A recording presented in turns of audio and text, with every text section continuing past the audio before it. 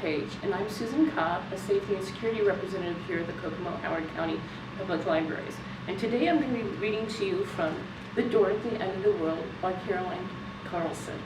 This book chronicles the adventures of Arthur and Lucy and all the mythical creatures that they encounter during their journey.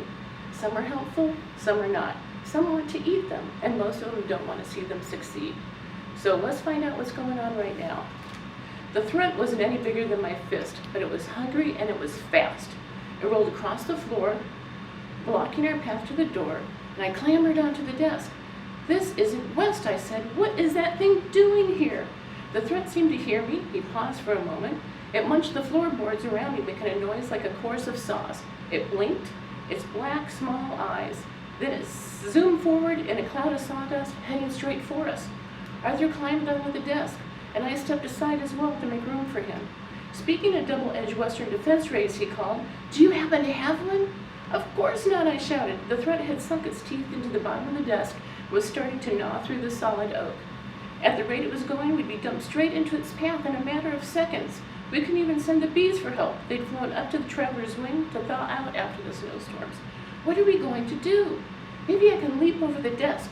"Maybe I can leap over the threat," Arthur said. "I'll get to the door before it notices we're gone."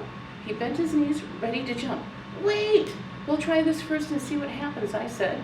I picked up a copy of The Carnivorous Beasts Around the World, held it in both hands, and heaved it at the door. The book hit the floor with a thud. The threat looked around, surprised in less than a second. It had rolled over the book. 5 seconds more, it was gnawing on the desk. Everything was a pile of sawdust. "Uh-oh," said Arthur. The threat burped.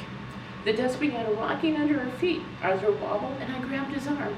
"Help!" we shouted over and over, but nobody came. I threw a folding chair at the threat, but the chair only bounced off its spikes. Then Arthur dropped the book, a box of passports, and it shredded the papers in the box into confetti. "We're doomed," Arthur called. "That thing's indestructible."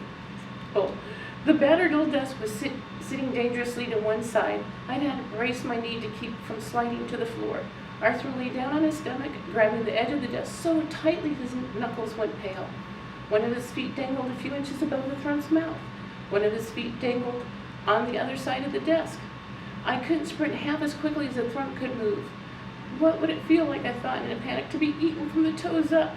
The door to the archives flew open, and someone cursed. Then a beam of golden light shot out from the doorway.